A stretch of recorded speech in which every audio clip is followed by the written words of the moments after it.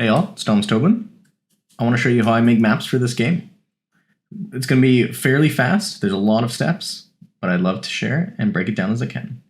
So we start off in Gaea, we start with a mountain. A lot of it is just practicing, and then I think an essential step for me was swirling. It adds a lot of character to the map. We then run some erosion, get some basic rivers in there, run a bit more practicing, and then a lake. And that's basically it to get the whole terrain. So at the start of this, I terraced the environment just to gate the player into a larger area. Now I'm selecting with curves and flattening out terrain for either rivers or little lakes. This is for our boss area. A lot of it is just selecting an area, masking, and adding some hills. Right now I'm adding all my masks for my materials in Unity. I have a tool right now. I just selected a ambient occlusion area, and that allows me to guarantee the player won't get stuck in holes. And we have a couple different main systems here. One of these is pathing in rivers. They work on the same system. Basically, you draw a spline, and then you add a line to every point along the spline. You can kind of add thickness, flatten out the terrain below it. And then for the same thing here on rivers, we just add a random line, vary the width of it, and you can then indent this into the terrain. If you pause, you can see some of the code and all the nodes I use.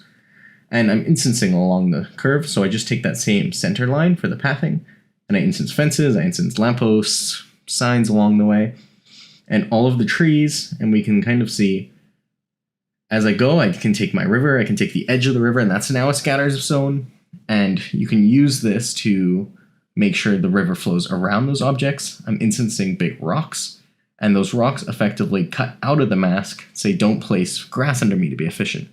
And effectively, through all of my tooling, it's just saying, you're either a spline, you're going to do spline tooling, you're either a point, and you're placing foliage, you're placing rocks, you're placing whatever.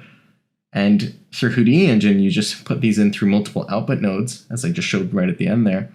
And effectively, it loads them all as separate instances. So you have your instancing done, you have your terrain done, you have your unique mesh, that's the rivers. And it all basically comes in automatically, all set up for you. And because I've done all my masking, I've done all the assignment, we have a world, and it's instantly playable. It has collision, it has the entire thing set up. You can kind of see this boss area I very briefly flew through. And so I'm able to just manually mask out areas, add new noise, blend it into the original Gaea eroded height field that I created. And we can create fun new areas. We can vary the assets. So for me, I use data tables, and I say, this data table represents the winter biome asset. So this data table represents the forest, and effectively it's just a collection of Unity assets that you instance according to the biome, and it effectively just scatters only those assets in the biome. Thank you so much.